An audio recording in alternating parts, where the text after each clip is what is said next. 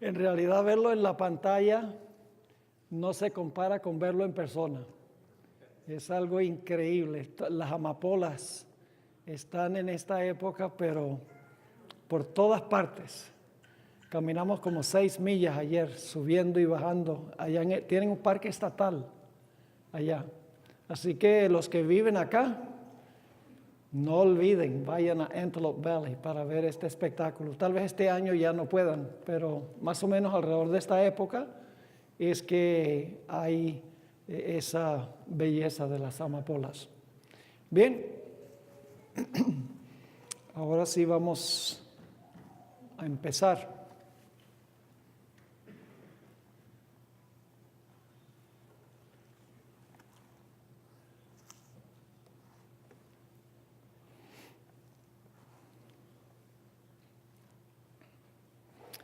Muy buenas tardes, hermanos y hermanas. Es un placer verles aquí de nuevo en un día de miércoles, a la mitad de la semana, día de culto. Gracias por venir a esta sesión esta noche y vamos a estudiar, como de costumbre, 2 horas. Vamos a comenzar terminando lo que dejamos pendiente en nuestra última sesión, que fue el estudio sobre el principio de que un día en las profecías equivale a un año. Y luego vamos a seguir a nuestro próximo principio, que se encuentra en la página 241, y es que el Israel de Dios hoy es espiritual y global, espiritual y mundial. Vamos a tener una palabra de oración primero, y luego entonces entramos en nuestro estudio. Padre Celestial, venimos ante tu trono agradeciéndote por encontrarnos aquí una vez más. Pedimos la dirección de tu Santo Espíritu al abrir tu palabra. Bendice a los que vienen en camino, que puedan llegar con tu protección y disfrutar también del estudio. Gracias, Padre, por escucharnos, pues te lo imploramos en el precioso nombre de Jesús. Amén. Vamos a comenzar en la razón número 15 que se encuentra en el manual en la página 232. La página 232. Estamos dando 20 razones por las cuales debemos aplicar el principio de que un día literal equivale a un año literal en las profecías apocalípticas de la Biblia. Así que vamos a la sección donde dice razón número 15. Los preteristas y los futuristas, ya hemos estudiado quiénes son esos, que aplican estos periodos proféticos literalmente, se meten en serios problemas. El Antiguo Testamento presenta el desarrollo de la historia desde la creación hasta la venida de Jesús. Los evangelios continúan presentando la perspectiva histórica del tiempo que pasó Jesús en la tierra. Luego el libro Hechos de los Apóstoles relata la historia de la iglesia primitiva hasta fines del siglo I. Pero el problema que tienen los futuristas y los preteristas es que para ellos Dios, desde el tiempo que menciona el libro de Hechos de los Apóstoles, creen que Dios guarda silencio sobre el desarrollo histórico desde fines del siglo I hasta que llegue el momento del rapto, y entonces, según ellos, empieza a cumplirse el libro de Apocalipsis. Es decir, hay un paréntesis de 2000 años donde Dios no nos da ninguna revelación sobre lo que ocurrió durante la historia. Eso no es como Dios, porque la Biblia nos relata todas las experiencias del Antiguo Testamento, yendo hasta la creación. Los evangelios nos relatan lo que hizo Jesús mientras estuvo en la tierra. El libro de Hechos relata la historia de la iglesia primitiva. Pero ¿cómo cree uno que después de la historia de la iglesia primitiva, que nos lleva a fines del siglo I, Dios no nos ha dado ninguna revelación desde ese tiempo hasta el rapto de la iglesia? No es la forma de obrar Dios. Es más, la iglesia adventista, con el método que tiene, el método histórico o el método historicista, es el único sistema que nos revela que después de la iglesia apostólica, Dios todavía continuó interviniendo en la historia, protegiendo a su pueblo remanente durante el periodo de dominio papal.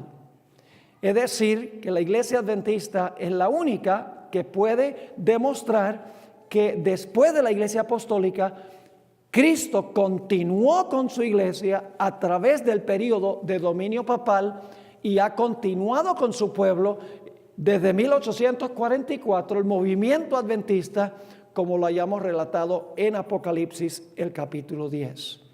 Así que los preteristas, que proyectan todas las profecías al pasado, y los futuristas, que proyectan todas las profecías al futuro, dejan un hueco de 2000 años de silencio de Dios en el transcurso de la historia, desde la iglesia primitiva hasta el final de la historia. Esa es la razón número 15. La razón número 16 es muy interesante.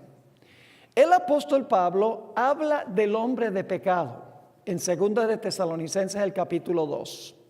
Ahora, lo interesante es que la descripción que da el apóstol Pablo del hombre de pecado que se sienta en el templo de Dios haciéndose parecer Dios, el apóstol Pablo sustrae eso de Daniel 8, a donde habla del cuerno pequeño, y de Daniel 11, a donde se habla del rey del norte. Es decir, el lenguaje que usa Pablo en 2 Tesalonicenses 2 viene de Daniel 8, donde se habla del cuerno pequeño, y viene de Daniel 11, a donde habla del rey del norte.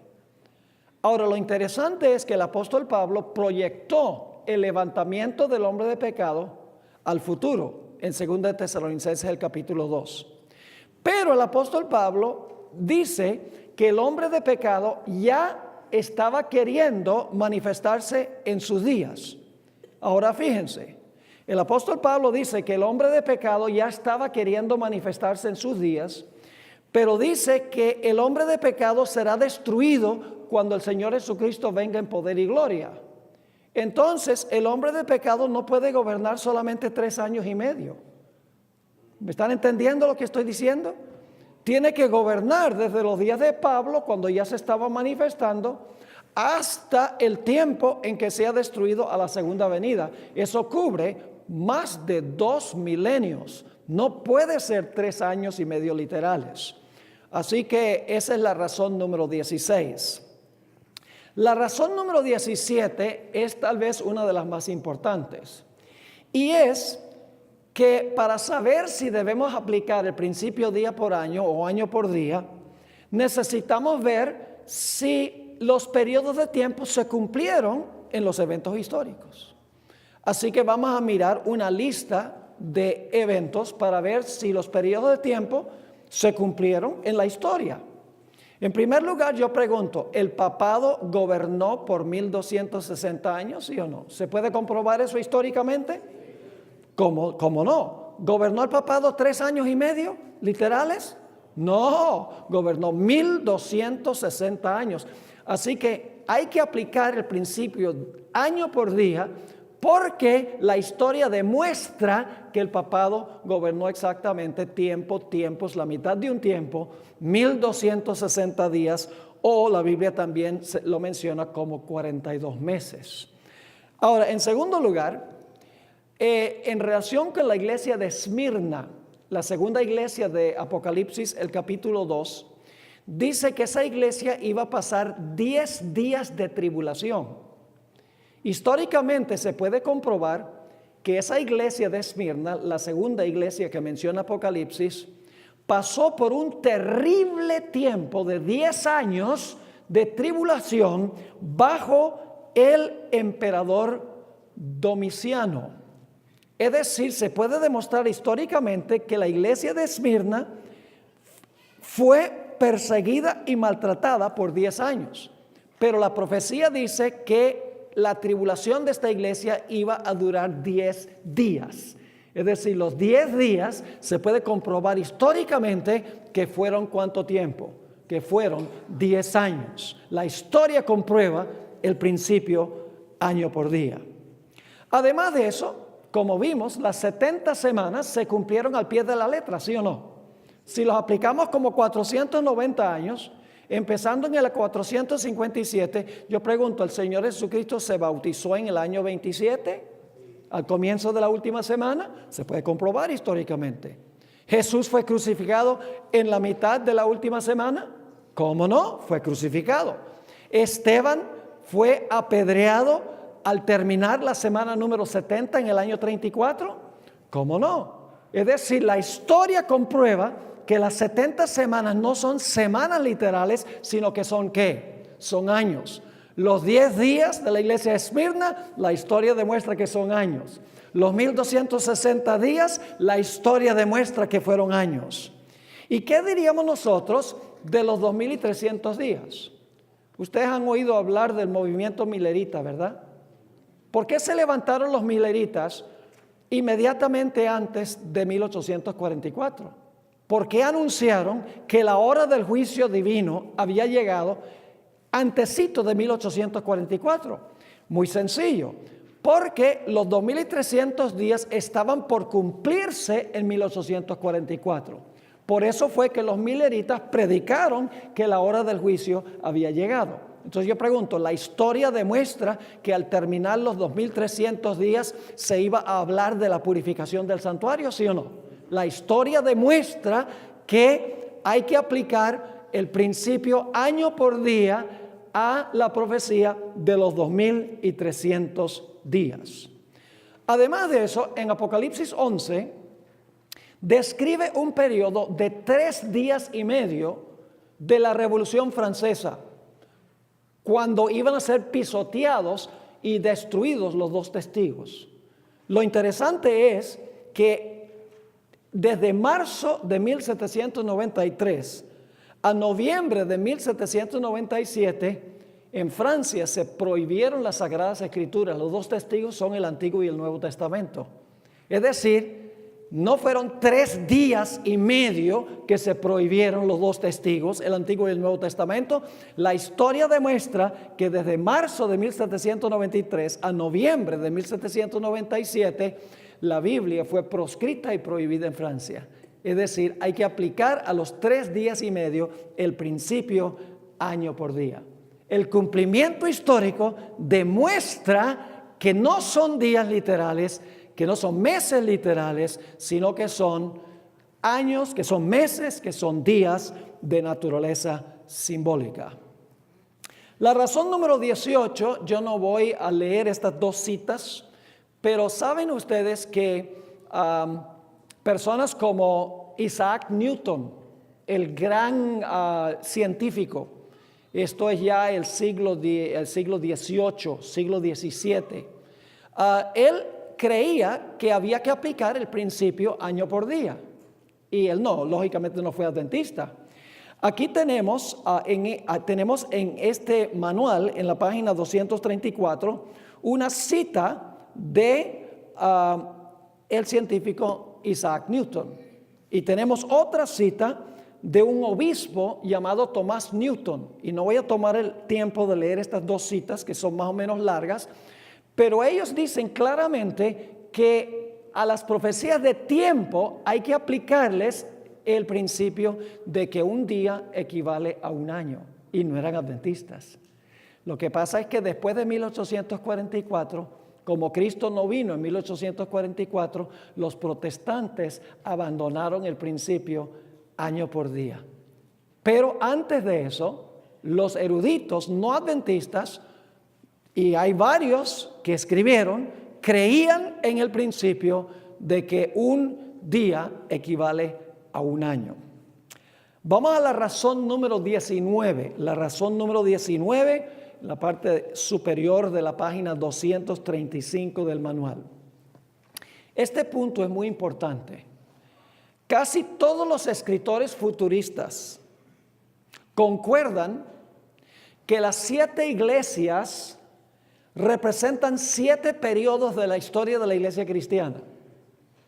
Ustedes pueden leer, por ejemplo, los escritos de Hal Lindsey, que es un futurista pero completo, y él dice que las 7 iglesias representan 7 etapas de la historia de la iglesia universal. Dice, por ejemplo, que la primera iglesia, Éfeso, es la era apostólica. Dice que la iglesia de Esmirna es la iglesia que fue perseguida por los emperadores romanos. Dice que la iglesia de Pérgamo representa la iglesia donde entró la apostasía en los días de Constantino. Y dice que Tiatira representa el periodo de dominio papal, igual que la iglesia adventista. La iglesia adventista también cree lo mismo. Ahora, ese es un punto supremamente importante. Continuemos aquí con el primer párrafo. Consideremos por un momento la 4ª iglesia, Tiatira. Resulta obvio, aún para el lector casual, que esta iglesia tuvo muchos rasgos en común con la condición de Israel en los días de Elías. Es decir, la 4ª iglesia, hay muchas cosas que se mencionan en relación con la 4ª iglesia que repiten eventos que sucedieron en los días del profeta Elías. Por ejemplo, en ambos casos, en el Antiguo Testamento, la historia de Elías, y en la iglesia de Tiatira, se menciona a Jezabel como la que introdujo la apostasía. Pero ya Jezabel había estado muerta por centenares de años, la Jezabel literal. Pero en la 4ª iglesia se menciona a Jezabel como la instigadora de la apostasía. Además de eso, en ambos casos se dice que los pecados cardinales en los días de Elías y también en la iglesia de Tiatira era la idolatría y la fornicación. En ambos casos dice que el cielo se cerró para que no lloviera durante el tiempo que Elías estaba proclamando su mensaje. En ambos casos, Elías tuvo que huir al desierto. Claro, en el Antiguo Testamento era un personaje, pero durante los 1260 años era ¿qué? Los valdenses y los albigenses. La lluvia, que no llovió durante los 1260 años, significa que no hubo Espíritu Santo durante ese periodo. Había escasez de la palabra de Dios, porque en realidad el Espíritu Santo se había retirado en gran medida porque la iglesia estaba en apostasía. Además de eso, la historia de Elías dice que fue alimentado cuando huyó al desierto en el Antiguo Testamento. Pero en el libro de Apocalipsis también dice que la mujer tuvo que huir al desierto por tiempos y la mitad de un tiempo. En los días de Elías no llovió por 3 años y medio. En el periodo papal dice que la apostasía duró tiempo, la mitad de un tiempo, 3 años y medio simbólicos. Es decir, que durante los 1260 años tenemos un Elías simbólico, mientras que en el Antiguo Testamento tenemos al Elías literal. Ahora, estos paralelos indican que la iglesia durante el periodo de Tiatira revivió la historia de Elías. Es decir, la iglesia durante el periodo de dominio papal revivió la historia de Elías, pero simbólicamente. Ahora yo pregunto, en los días de Elías, ¿cuánto tiempo duró la apostasía? ¿Cuánto tiempo no hubo lluvia? 3 años y medio. Yo pregunto, ¿la iglesia papal solamente duró 3 años y medio prohibiendo la Biblia, persiguiendo a los que huyeron al desierto, los que fueron sostenidos allá? ¿Dejó de llover solamente 3 años y medio literales? ¿Fue la Jezabel literal la que introdujo la apostasía en la iglesia de Tiatira? No. Así que los 3 años y medio literales de los días de Elías representan un periodo mucho más largo durante el periodo de la iglesia. Representa 3 años y medio ya no literales, sino, ¿en qué sentido? Simbólicos. Multiplicamos 360 días por cada año por 3 años y medio y nos da 1260 días. ¿Y los días equivalen a qué? Los días equivalen a años. Así que el hecho de que Jezabel es la que dominó en la cuarta iglesia no duró 3 años y medio literales, duró 1260 años. Así que claramente hay que aplicar los 3 años y medio literales de los días de Elías, hay que aplicarlos simbólicamente al periodo del Elías simbólico durante la iglesia. La última razón por la cual debemos aplicar el principio año por día se encuentra en una comparación entre el libro de Isaías, el capítulo 24, y el libro de Apocalipsis, el capítulo 20. Vamos a leer en primer lugar Isaías 24 y los versículos 21 al 23. Este pasaje es supremamente importante. Isaías 24, 21 al 23. Dice, está hablando de la segunda venida de Jesús. Acontecerá en aquel día que Jehová castigará al ejército de los cielos en lo alto. ¿Cuál es el ejército de los cielos? Los ángeles. ¿Qué va a hacer Dios en la segunda venida? ¿Va a castigar a quiénes? A los ángeles, el ejército de los cielos en lo alto. ¿Y a quiénes más va a castigar cuando regrese? Y a los reyes de la tierra sobre la tierra. ¿Cuántos grupos van a ser castigados cuando Jesús venga? 2 grupos. Un grupo angélico y un grupo humano, terrenal. Ahora, ¿cuál va a ser el castigo? Dice en el versículo 22, y serán amontonados como se amontona a los encarcelados en mazmorra, y en prisión quedarán encerrados. ¿Qué va a suceder a la segunda venida de Jesús con Satanás y sus ángeles y con los reyes de la tierra, según Apocalipsis 20? Van a ser encarcelados en la tierra. Dice que Satanás será echado en prisión con sus ángeles. De eso está hablando aquí. Ahora, esa es solo la primera etapa de su castigo, porque sigue diciendo versículo 22, serán amontonados como se amontona a los encarcelados en mazmorra, y en prisión quedarán encerrados. Esta es la primera etapa de su castigo. Y luego dice, y serán castigados después de muchos días. ¿Cuántas etapas tiene el castigo del ejército sublime en lo alto y los reyes de la tierra? ¿Cuántas etapas? 2. La primera es cuando son echados en prisión. Y la segunda es cuando. La segunda etapa es después de muchos días. Y quiero que noten lo que sucede después de los muchos días. Dice en el versículo 23, la luna se avergonzará y el sol se confundirá cuando Jehová de los ejércitos reine en el monte de Sión y en Jerusalén, y delante de sus ancianos sea glorioso. Después de los muchos días, ¿a dónde va a estar Jehová?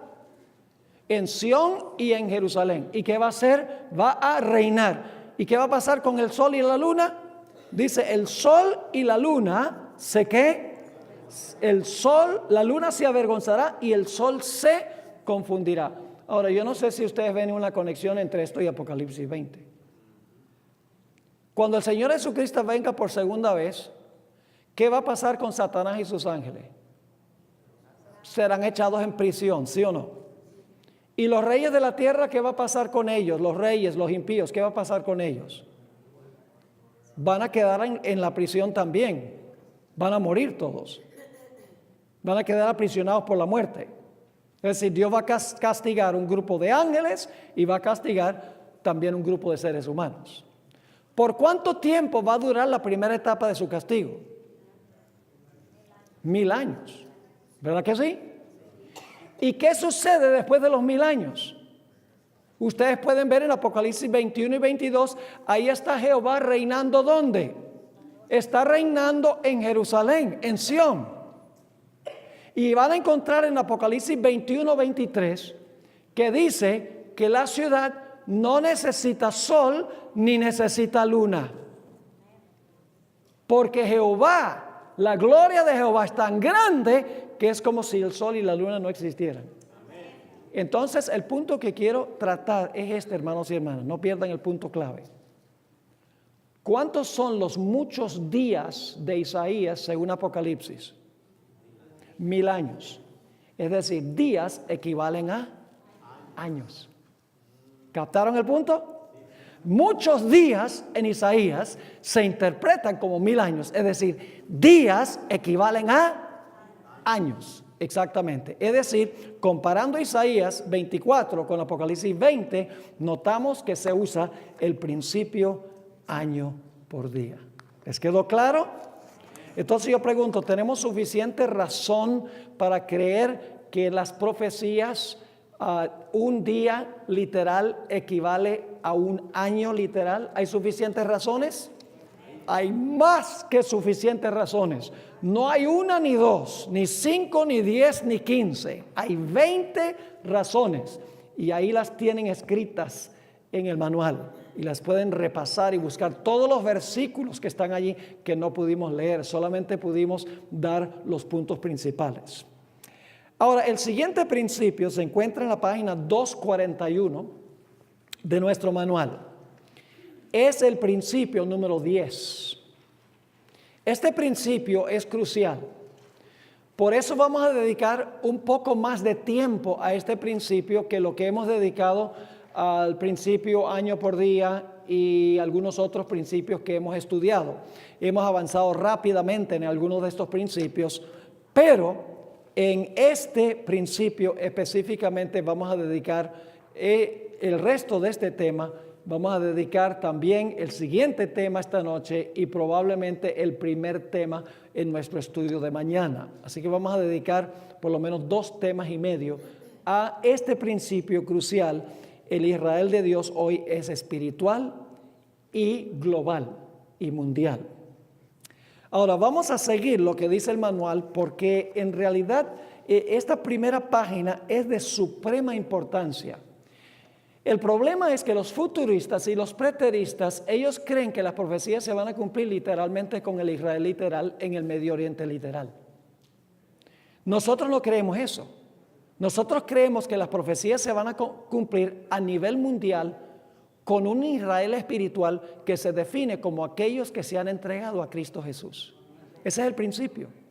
Las profecías no se cumplen en el Medio Oriente, que se reconstruye un templo, se siente un personaje malévolo allá, edifica una imagen literal allá en Jerusalén y pone un tatuaje en la frente y en la mano derecha de todos sus seguidores, y que entonces la lucha va a venir los rusos y los árabes para atacar a los judíos literales allá. Esa es falsa profecía.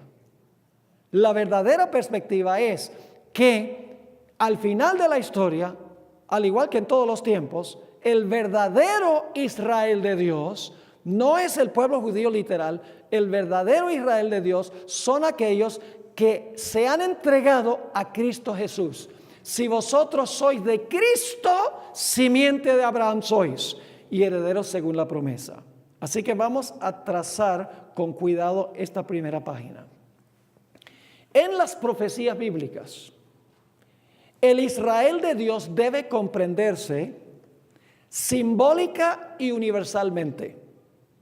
Dios tiene tan solo un pueblo en todos los tiempos, los que se han unido a Cristo Jesús como Salvador y Señor. Aún en el Antiguo Testamento, Dios tenía solo un verdadero Israel. En los días de Cristo había dos Israeles. Había un Israel que recibió a Cristo y el otro Israel que Pablo dijo que no era Israel porque rechazaron a Jesús. Es decir, que aún en el Antiguo Testamento el verdadero Israel de Dios era aquellos que veían a Jesús en sus símbolos, en sus ceremonias y en sus ritos. Eran el verdadero Israel de Dios. Cuando Dios escogió a Abraham, fue con el propósito, según la Biblia, de bendecir a todas las naciones de la tierra, no solo para bendecir a los judíos. A fin de cumplir este plan, Dios escogió a 12 hombres como fundadores del Israel nacional. Estos 12 hombres, que eran los hijos de Jacob, luego se multiplicaron y formaron 12 tribus literales que llegaron a formar la nación de Israel. Es decir, 12 individuos se multiplicaron hasta formar 12 tribus, es decir, una nación literal. Dios colocó a Israel en el centro estratégico de 3 continentes. Israel está en el centro de los continentes de Europa, Asia y África. Y el propósito era que cuando los transeúntes pasaran por Israel, pudiesen conocer el Evangelio y luego regresar a sus naciones para compartir las maravillosas nuevas de un Mesías que iba a venir. Es decir, los judíos debían explicarles el significado de sus ceremonias, sus ritos, los tipos, para que supieran que todo eso apuntaba hacia la venida del Mesías. Pero el Israel nacional, literal, fracasó en su misión. Antes del cautiverio babilónico, adoptaron prácticas paganas de las naciones circundantes. Y después del cautiverio, se aislaron de esas naciones. Cuando el Israel nacional fracasó en mayor medida en cumplir su misión, Jesús vino de todas maneras y cumplió los tipos y las ceremonias. Y Jesús repitió, como estudiamos, la historia de Israel y redimió la historia de Israel en su persona. Es decir, Jesús repitió la historia de Israel y redimió la historia de Israel. Luego Jesús escogió 12 hombres judíos como fundadores de la iglesia cristiana y los envió a predicar las buenas nuevas en cuanto al Mesías que ya había venido. Por medio de su predicación de los 12 se multiplicaron y formaron una gran nación, es decir, la iglesia cristiana. Y la misión de esa nación era alcanzar a todo el mundo para decirles que el Jesús que había venido pronto iba a venir por segunda vez. El propósito de Dios para Israel Y para la iglesia cristiana es el mismo plan: llevar al mundo a aceptar al Mesías. Y en Apocalipsis 12 vemos claramente que Dios tiene solamente un pueblo, y ese pueblo se compone de creyentes del Antiguo Testamento y también del Nuevo Testamento. Ahora, hay varios métodos de estudiar la función de Israel y este principio de que el Israel de Dios es simbólico, el Israel de Dios es espiritual y global. Ustedes las encuentran aquí en la parte superior de la página 242 para los que tienen el manual. Podemos estudiarlo desde la perspectiva de 3 etapas en la historia de Israel. Eso lo vamos a estudiar en nuestra próxima sesión. Podemos también estudiarlo desde la perspectiva de Israel y la higuera. Ese material está aquí. Podemos estudiarlo a la luz de la historia de Isaac e Ismael. También hay un material en el manual sobre eso. Podemos estudiarlo desde la perspectiva de las profecías de reunión y dispersión. El material está también en el sílabo. Podemos estudiarlo a la luz del trasfondo de Génesis 32, la experiencia de Jacob cuando luchó con el ángel. Eso también está en el manual. Y podemos estudiarlo también a la luz de la conversión monumental de Saulo de Tarso en el apóstol Pablo. Es decir, son diferentes perspectivas de comprobar este principio que estamos estudiando. Que el Israel de Dios hoy no es el Israel literal, ni tampoco es local en el Medio Oriente.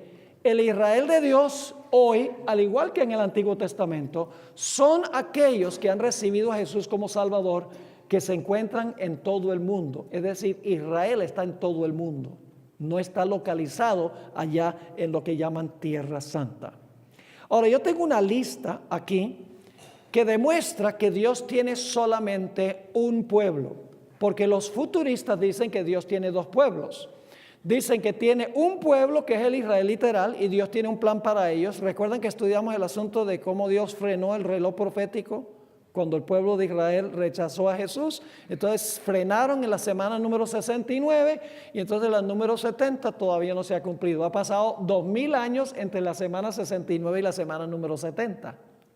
Y durante esos 2000 años, entonces Dios trata es con su otro pueblo, con los gentiles. Así que Dios tiene 2 pueblos separados uno del otro, con 2 planes distintos para los pueblos. Pero eso contradice lo que dice la Biblia. Y aquí tengo una lista. En primer lugar, Dios tiene solo un rebaño. Ustedes recuerdan que Jesús dijo: tengo también otras ovejas que no son de este redil. A ellas también me conviene traer. Y habrá un rebaño y un pastor. ¿A qué se refería Jesús cuando dijo que había otras ovejas que no eran de ese redil? Estaba hablando de los gentiles. Un solo rebaño con un solo pastor. ¿Cuántos Israeles tiene Dios? Dios tiene un solo Israel, que son los que han recibido a Cristo como Salvador, los que se han convertido a Jesús. Eso significa que los judíos que están todavía rechazando a Cristo no son judíos, según la definición bíblica. Y usted, pastor, ¿cómo usted dice que un judío no es judío? Pues vamos a ver lo que dice la Biblia. Vamos a Romanos, el capítulo 2 y el versículo 28 y el versículo 29. Romanos 2, 28 y 29. Y recuerden que esto lo está escribiendo un judío, judío de la tribu de Benjamín, circuncidado el 8º día, conforme a la ley, intachable. Es el que está escribiendo esto. Capítulo 2, 28 y 29. Porque no es judío el que lo es en manifiesto, ni la circuncisión es la que es en manifiesto en la carne, mas es judío el que lo es en lo interior, y la circuncisión es la del corazón, en espíritu, no en letra, la alabanza del cual no es de los hombres, sino de Dios. ¿Qué es un verdadero judío, según el apóstol San Pablo? El que ha sido circuncidado, ¿dónde? En su corazón. Está diciendo que hay judíos que no son judíos. según la definición que da Dios. Son físicamente judíos, pero en la definición espiritual que da Dios, solo son judíos en verdad si reciben a Cristo como Salvador personal. Noten Romanos 9 y el versículo 6 al 8. Romanos 9 y el versículo 6 hasta el versículo 8. Dice el apóstol San Pablo: no empero que la palabra de Dios haya faltado, porque no todos los que son de Israel son israelitas. ¿Qué pastor? Que no todos los israelitas son Israel. Eso es lo que dice. Sigue diciendo el versículo 7: ni por ser simiente de Abraham son todos hijos de Abraham, mas en Isaac será llamada simiente. Quiere decir, no los que son hijos de la carne, es decir, los judíos literales, estos son los hijos de Dios, mas los que son hijos de la promesa son contados en la generación. Podríamos notar también Gálatas, el capítulo 3. Vayan conmigo a Gálatas, el capítulo 3. El Nuevo Testamento está lleno de esto, y el apóstol Pablo especialmente recalca este punto. Gálatas, el capítulo 3, y vamos a leer los versículos 27 al 29. 27 al 29. Dice: porque todos los que habéis sido bautizados en Cristo, de Cristo estáis vestidos. No hay judío ni griego, no hay siervo ni libre, no hay varón ni hembra. Ahora, nosotros sabemos que sí hay varón y hembra, ¿ok? Físicamente hablando. Y sabemos también que hay judíos y griegos, físicamente hablando. Y sabemos que hay siervos y libres. Siervos se refiere no a esclavos, sino que se refiere a gente que presta servicio. Pero esto no está hablando literalmente.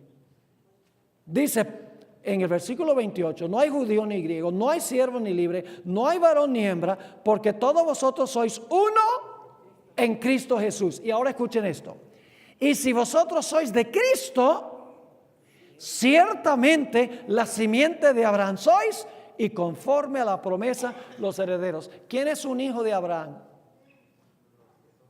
¿Los judíos literales que viven en Israel? No, señor. ¿Quién es un judío según esta definición? Si son de Cristo, son simiente de Abraham. Son verdaderos hijos de Abraham. Quiere decir que los que rechazan a Cristo no son hijos de Abraham. ¿Me están entendiendo lo que estoy diciendo? Ahora vamos a Juan 8 y veamos lo que dice Jesús. Juan, el capítulo 8. Esto es supremamente interesante. Juan 8.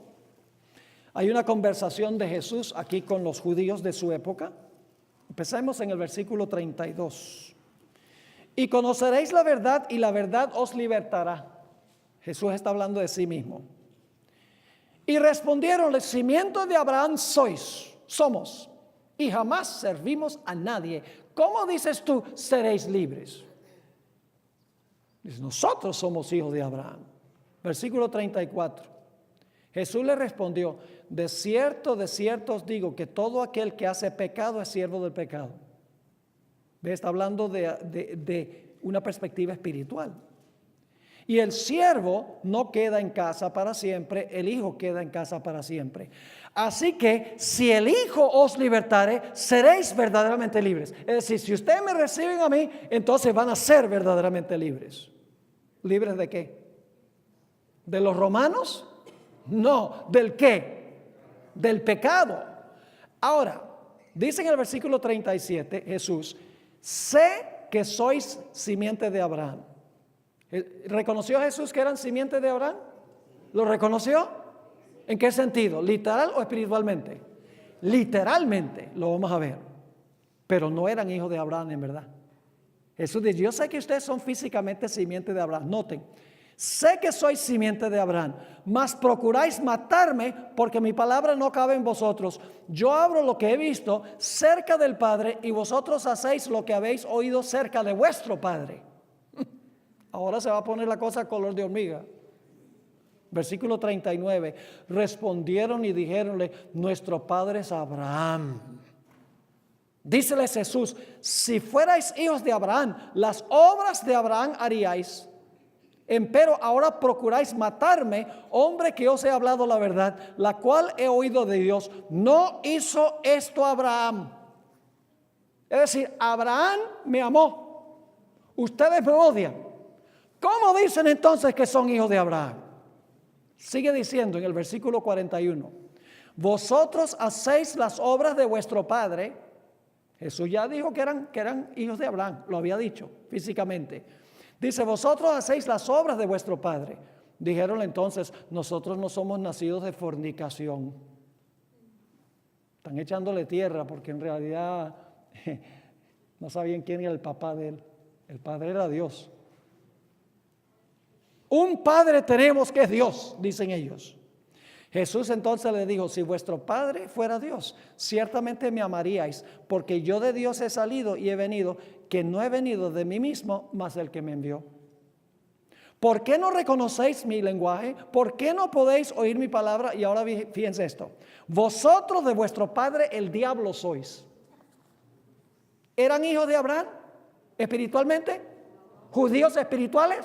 No, solo físicos. Yo pregunto, ¿las profecías se van a cumplir con los judíos físicos que no recibieron a Cristo? No, porque el odio de Satanás contra el remanente al final de la historia es odio porque han recibido a Jesús. No tiene que ver con el petróleo del Medio Oriente y el que sean antisemíticos, etcétera. Nada de eso tiene que ver. Satanás odia los que se entregan a Jesús. Así que sigue diciendo, vosotros de vuestro padre el diablo sois y los deseos de vuestro padre queréis cumplir. El homicida ha sido desde el principio y no permaneció en la verdad porque no hay verdad en él. Cuando habla mentira, de suyo habla porque es mentiroso y padre de mentira. ¿Reconoció Jesús que había dos diferentes clases de simiente de Abraham? ¿Había una simiente de Abraham física? ¿Cómo no? ¿Había una simiente de Abraham espiritual? Sí, entonces en las profecías, ¿cuál es el Israel que cumple las profecías? ¿El Israel físico o el Israel espiritual? El Israel espiritual. Y tiene que ser global, porque en todo el mundo hay gente que recibió a Cristo Jesús como Salvador personal. Así que la tierra santa hoy es a donde hay 2 o 3 reunidos en el nombre de Jesús. Es decir, aquí, hoy, este es Jerusalén.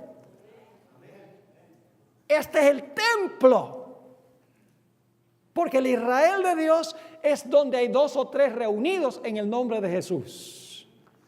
Ahora, ¿les quedó claro que hay un solo Israel verdadero? Pero saben que la Biblia dice también que Dios tiene solo un cuerpo. Cristo tiene solo un cuerpo. No tengo tiempo de leer todos estos versículos. Me tomaría literalmente 2 horas para cubrir nada más este parrafito donde está toda esta lista. Por eso es que si ustedes tienen el manual, ustedes buscan todos estos textos. Yo espero que ustedes no archiven esto, no lo pongan ahí estante y digan, ay, qué bonito, yo tomé ese curso. Eso no vale nada. Hay que buscar los versículos. Ahora, si ustedes leen Efesios 2, dice que Dios hizo de los judíos y los gentiles uno. Nada de eso de que Dios tiene un plan para los judíos literales y otro plan para los gentiles o para la iglesia. No, dice que Cristo Jesús por su cruz de los 2 hizo uno. Dios tiene solamente un rebaño, judíos y gentiles. Dios tiene solo un Israel, judíos y gentiles. Dios tiene un solo cuerpo, judíos y gentiles. Y dicho sea de paso, Dios tiene tan solo una ciudad. ¿Han notado ustedes que los fundamentos de la ciudad tienen los nombres de los 12 apóstoles? Mientras que las puertas tienen los nombres de las 12 tribus. En esa ciudad hay gente del Antiguo Testamento y también del Nuevo Testamento. Una sola ciudad. No, porque los futuristas dicen que Dios tiene 2 planes. Dice, uno de sus pueblos va a pasar eternamente en el cielo y otro de los pueblos va a vivir eternamente en la tierra. Eso no enseña la Biblia. La Biblia enseña que Dios tiene una Jerusalén compuesta de creyentes del Antiguo Testamento y del Nuevo Testamento. Yo pregunto, ¿puede un gentil ser judío? ¿Un gentil puede ser judío? ¿Un palestino puede ser judío? No se lo digan, pues se pone bravo. Pero bíblicamente, un musulmán puede ser judío si recibe a Cristo Jesús como Salvador personal. Porque no es su descendencia biológica, no es su descendencia en términos de qué nacionalidad son. Se define por la relación que sostienen con Cristo Jesús. Una sola ciudad. Y también Dios tiene una sola mujer, porque si tuviera dos mujeres, entonces sería bígamo espiritualmente.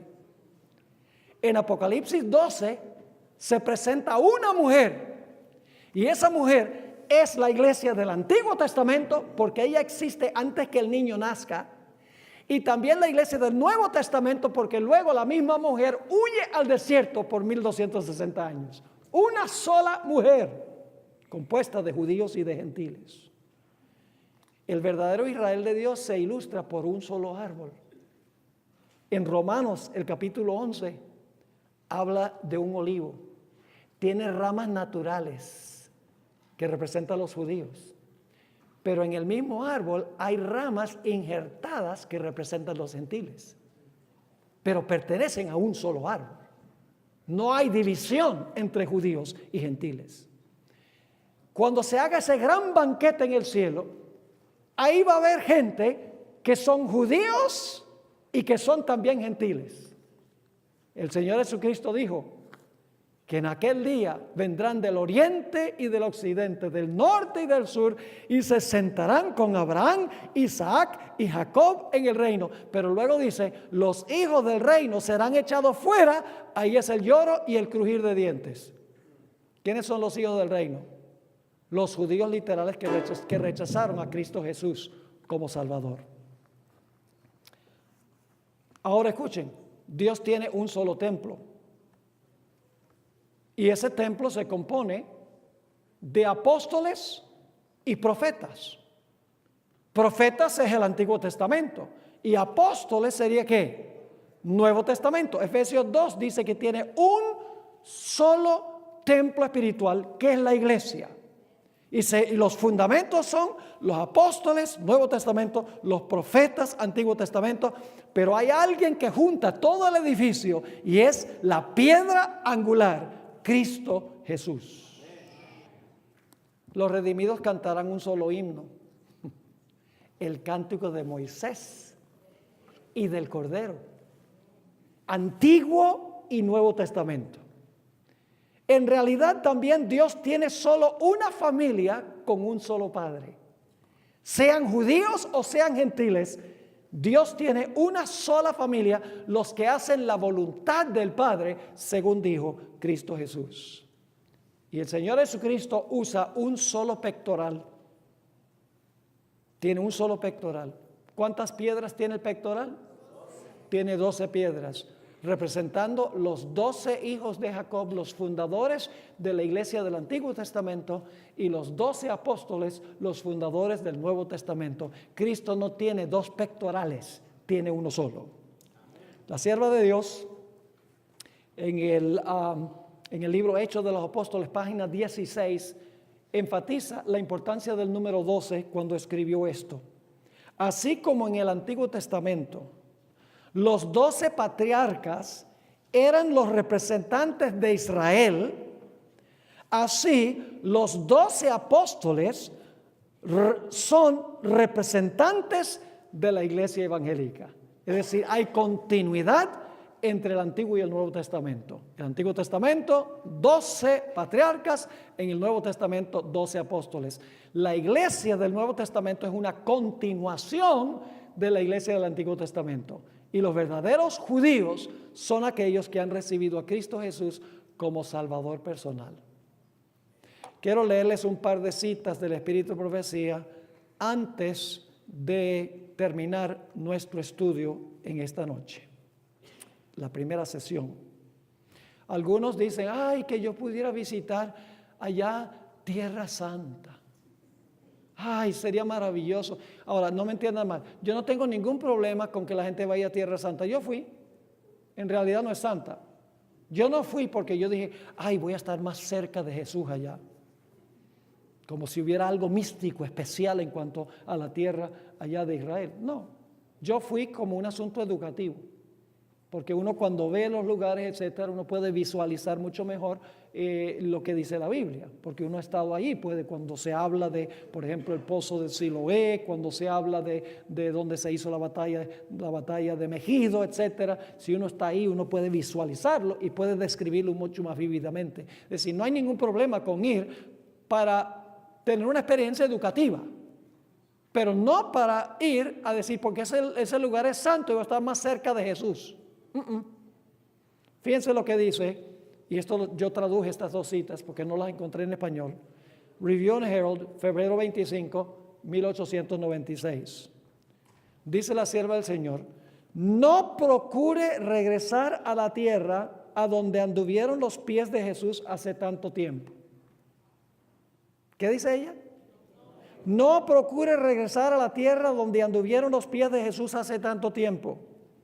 Cristo dice: el que me sigue no andará en tinieblas, mas tendrá la luz de vida. Podemos conocer más a Jesús, más de Jesús, siguiéndole paso a paso en la obra de la redención y buscando a los perdidos y a los que perecen, que viajando a la vieja Jerusalén. Cristo ha ingresado a su pueblo, a su iglesia. Ha abolido toda ceremonia del ritual antiguo. No nos ha autorizado que restauremos estos ritos o que pongamos en su lugar algo que nos recuerde los antiguos sacrificios literales. El Señor requiere de su pueblo tan solo sacrificios espirituales. Todo lo que guarda relación con su culto está bajo la supervisión del Espíritu Santo. Jesús dijo que el Padre enviaría al Espíritu Santo en su nombre para enseñarle a sus discípulos todas las cosas y también para recordarle lo que les había dicho. Y luego vienen estas palabras fuertes: la maldición reposa sobre Jerusalén. ¡Wow! Pues tal vez no deberíamos ir entonces ni siquiera con propósitos educativos. La maldición reposa sobre Jerusalén. A pesar de que el Señor ha eliminado aquellas cosas que la gente quisiera adorar en Jerusalén y sus confines, muchos reverencian los objetos literales en Palestina. Uno ve a los católicos allá, wow. Mientras que descuidan el deber de contemplar a Jesús como su abogado en el cielo de los cielos. La segunda cita la voy a leer rápidamente. ¿Cuántos no son los que piensan que sería bueno pisar la tierra de la vieja Jerusalén? Que su fe se fortalecería significativamente al visitar los lugares a donde el Salvador vivió y murió. Pero la vieja Jerusalén nunca será un lugar sagrado hasta que sea purgado por el fuego refinador del cielo. La más oscura mancha de culpa yace sobre la ciudad que rechazó la luz de Cristo. ¿Queremos andar en los pasos de Jesús? No nos es necesario buscar los caminos en Nazaret, Betania y Jerusalén. Hallaremos los pasos de Jesús en el lecho del enfermo, al lado de la humanidad sufriente y en los tugurios de los empobrecidos y angustiados. Podremos andar en sus pasos al confortar a los sufrientes y al hablar palabras de esperanza y consuelo a los deprimidos. Al hacer lo que hizo Jesús mientras estuvo en la tierra, andaremos en sus benditos pasos. Jesús dijo: si alguien quiere venir en pos de mí, niéguese a sí mismo y tome su cruz diariamente y sígame. Cuando la tierra que está bajo la maldición del pecado sea purificada de toda mancha, cuando el monte de los olivos sea partido en dos y llegue a ser una gran llanura, cuando la ciudad santa descienda sobre esa llanura, entonces la tierra que hoy llamamos tierra santa será de verdad santa. ¿Por qué esa tierra no es santa hoy? Porque Jesús no está allí. Porque Jesús ha sido rechazado por la nación judía. Lo que hace que un lugar sea santo no es que Dios dice este lugar es santo y la gente dice ¿y por qué? Ah, porque sí. Lo que hace que algo sea santo es que Dios está presente allí, porque la gente lo recibió a Él. Sigue diciendo la sierva del Señor: la maldición de Dios está sobre Jerusalén por haber rechazado y crucificado al Hijo unigénito de Dios. Pero Dios limpiará la vil mancha. El profeta declara: vi un cielo nuevo y una tierra nueva, porque el primer cielo y la primera tierra pasaron y el mar ya no es. Y vi la ciudad santa, la nueva Jerusalén, descender del cielo como una novia ataviada para su marido. Y oí una gran voz del cielo que decía: he aquí el tabernáculo de Dios con los hombres, y Él morará con ellos, y ellos serán su pueblo, y Dios mismo estará con ellos, y será su Dios. Y limpiará toda lágrima de sus ojos, y la muerte no será más, ni el lamento, ni el clamor, ni el dolor, porque las primeras cosas pasaron. Y el que estaba sentado en el trono dijo: he aquí, yo hago todas las cosas nuevas. ¿Están entendiendo este principio? ¿Les quedó claro? ¿Quién es Israel hoy? Aquellos que viven en Jerusalén, que rechazan al Mesías. Esos son los judíos, ese es Israel. No. ¿Dónde está Israel hoy? Donde están aquellos que recibieron a Cristo. ¿Y dónde hay gente que recibió a Cristo? En todo el mundo. Entonces Israel es global. Y se compone de los que recibieron a Cristo Jesús como Salvador personal. ¿Les quedó claro el principio? Muy bien, tengamos una oración. Padre Celestial, gracias te damos porque este principio nos ayuda a entender las profecías. Pedimos tu continuada compañía en nuestro segundo tema, que es de vital importancia. Gracias, Señor, por escucharnos en el nombre de Jesús. Amén.